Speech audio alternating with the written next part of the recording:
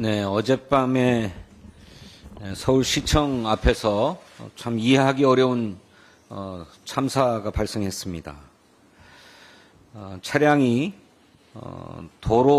인도로 돌진을 해가지고 귀가를 하던 시민들 무려 9분이 목숨을 잃고 4분이 크게 다치는 사고였습니다. 어떻게 이런 일이 발생하는지 도무지 납득하기 어렵습니다만 이런 뜻밖의 참변을 당해서 깊은 슬픔에 빠진 유족께 깊은 위로를 드리고 당국은 무엇보다도 사고 원인을 정확하게 규명하는 데 좀 역량을 기울여야 할 것 같습니다. 재발 방지 대책도 강구해야 될 것이라고 생각합니다. 정부와 여당이 지난 일요일에 소상공인 지원 정책을 발표했습니다. 코로나에 이어서 고물가, 고금리, 경기 침체, 이런 복합적인 위기로 인해서 큰 어려움을 겪고 있는 소상공인들의 고통을 생각한다면 한참 늦었습니다. 하지만 그나마 다행이라고 생각합니다. 그런데 이번 대책이 얼마나 실효성이 있을지는 잘 모르겠습니다. 내수 경제를 살릴 정말 근본적인 처방이 절실합니다. 자영업 소상공인들의 매출 회복을 위한 특단의 대책이 필요한 것입니다. 민주당은 민생회복지원금 지급을 위한 특별조치법안을 이미 당론으로 발의를 했고 지역사랑 상품권 확대 발행을 위한 법률 개정안도 당론으로 발의했습니다. 지역사랑 상품권 국비 지원으로 발행 규모를 대폭 확대해서 우리 지역의 소상공인들의 매출을 회복시키고 우리 일반 국민들이 겪고 있는 물가의 고통도 덜어주자라고 하는 것입니다. 또 소상공인 자영업자들의 어려운 형편을 생각한다면 그들에게 가장 큰 부담으로 되고 있는 건물 임대료에 대한 대책도 절실합니다.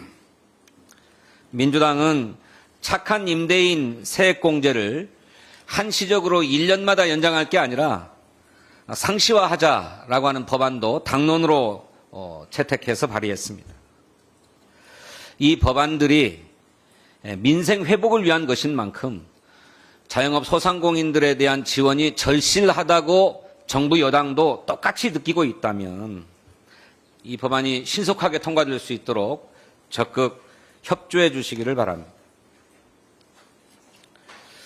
최저임금위원회가 지금까지 6차례 회의를 열었지만은 내년도 최저임금 금액 수준은 논의도 하지 못한 채 법정 제출 시한인 6월 27일을 넘겼습니다. 특히 지난 6월 25일 5차 전원회의 때부터는 업종별로 최저임금을 차등 적용하자라고 하는 주장에 발목이 잡혀서 한 발짝도 나가지 못하고 있다고 합니다. 최저임금 자체가 근로자 임금의 최저 수준 아닙니까? 그런데 이걸 업종별로 차등 적용하자 하면서 이거보다 더 낮추자고 하자면 이게 최저임금입니까? 최저임금입니까? 초저임금입니까? 해외에서는 파트타임 일자리 등 비정규직 노동자에 대해서는 일반적인 최저임금보다 더 높은 최저임금을 적용하는 상향식 차등 적용을 하고 있습니다. 그런데 우리는 거꾸로 최저임금보다 더 못한 최저임금을 적용하자고 하니 이 도대체 최저임금위원회가 최저임금의 취지를 몰각하고 있는 게 아닌가 이렇게 생각합니다. 을과 을의 갈등만 불러올 업종별 차등 적용이 아니라 최저임금 인상으로 어려움을 겪게 될 소상공인에 대한 지원 대책을 마련해야 합니다.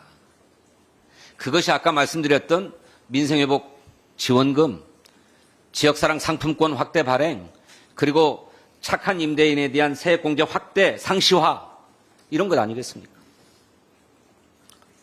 거기에 더해서 단순히 재정 지원뿐만 아니라 프랜차이즈 가맹점이나 대리점이 본사와 대등한 입장에서 협상할 수 있도록 하는 가맹사업법 개정, 또 대리점법 개정, 절실하다고 생각합니다. 온라인 플랫폼 공정화 법안도 마찬가지입니다. 해마다 소모적인 논란이 반복되는 것을 방지하기 위해서는 최저임금법 개정도 검토할 필요가 있습니다. 최저임금위원회의 회의 공개 범위나 최저임금액의 시급 및 월 환산액 병기 같은 문제를 놓고 최저임금위원회가 입씨름을 벌일 이유가 하등 없습니다. 최저임금위원회가 불필요한 논란을 하루빨리 종결짓고 노동자의 최저 생계를 보장하기 위한 최저임금 논의에 박차를 가해줄 것을 당부합니다. 고맙습니다.